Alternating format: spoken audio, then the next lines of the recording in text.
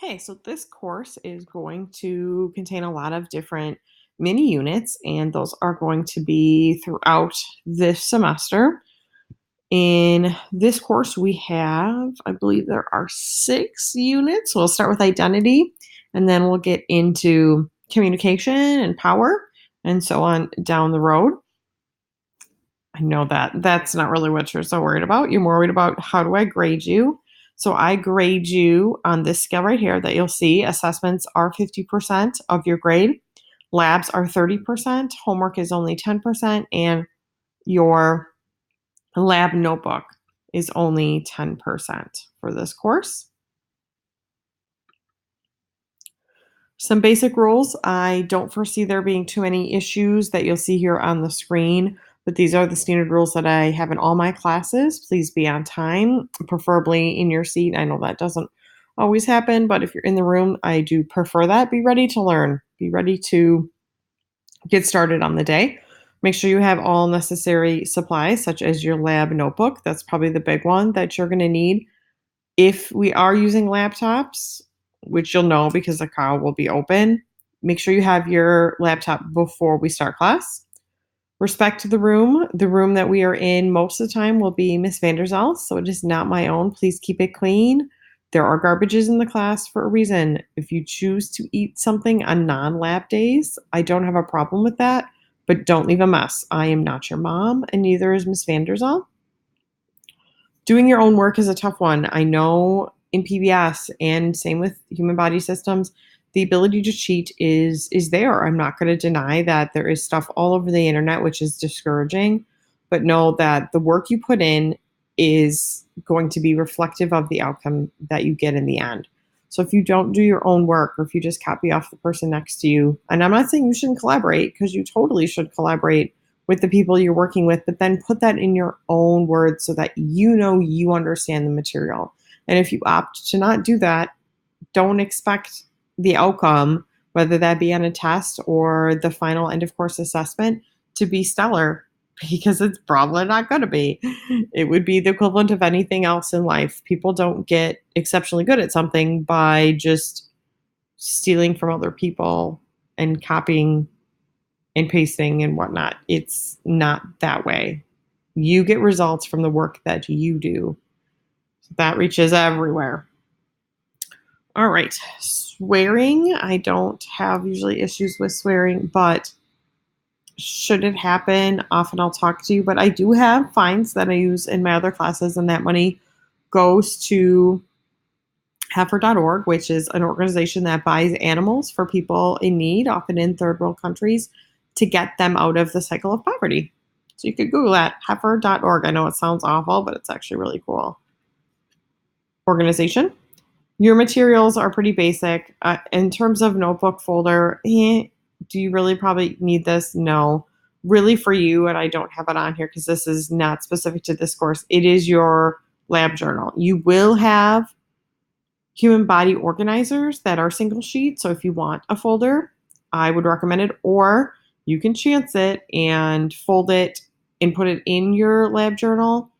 But I would recommend taping it. But even then, I have the same setup you guys have, and I keep everything in folders. And then I have my makeshift lab notebook. Otherwise, everything else is all Google Classroom, which you know from last year. It's the same setup. Expectations, you'll be studying off of the stuff we give you off of Google Classroom with additional supports. Occasionally that stuff is in Google Sites that we take the time to build. The course does not give us a lot of the things that you're going to have. We build it and tweak it and change it to make it more successful and authentic for you. In the training, it is interesting because we'll get materials, but we realize that it's just not up to the expectations that we have. So off the website, I really mean Google Classroom and then where we direct you from there. Staying on task, I will do my best to help you with that, but sometimes I'll be working with someone else. It is up to you to stay on task. Equally so, it is up to you to use class time wisely. I'm not going to say we don't have homework in this particular section because there is more going on in human body systems. But if you use your class time wisely, I don't foresee you having a ton of outside homework.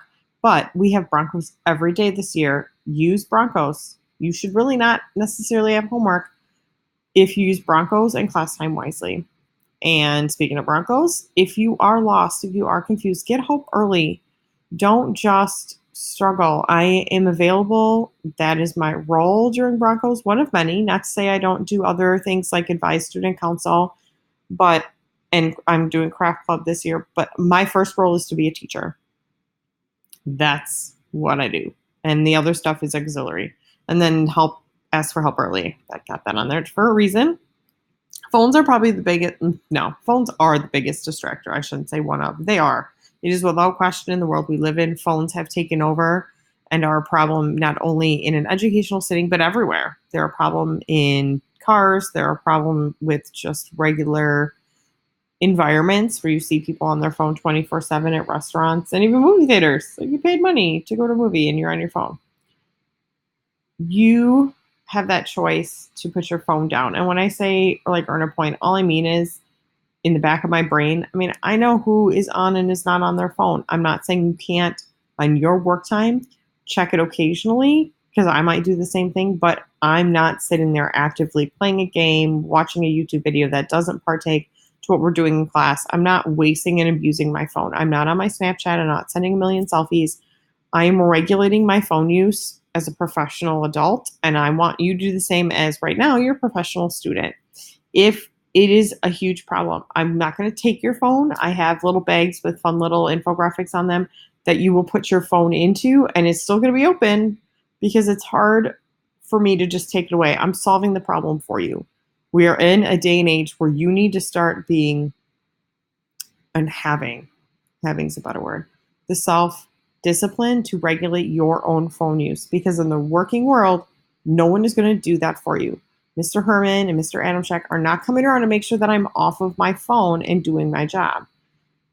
If that's a problem, I'm fired. I don't get a second chance often with stuff like that. You have to learn to self-regulate because your employer one day is not going to take your phone away. They're going to just say, go get another job. So it's really a skill we have to teach you now, the skill of having enough self-control to not check your phone 50 times in 30 seconds.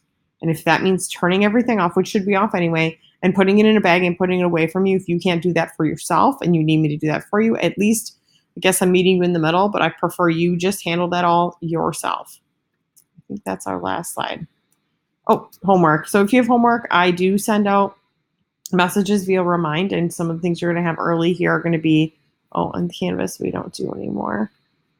That was our old learning module system. I could now just put, see, I didn't even check this myself, Google Classroom. I highly recommend if you don't have the Google Classroom app to get it. Syllabus signed and signing up for Remind. I send my reminds out at 5:30 every night, and then on weekends it's usually 12:30. So you can plan for that. And we'll be doing Remind together today. Or I'm sorry, we probably actually did it in class. All right, and that's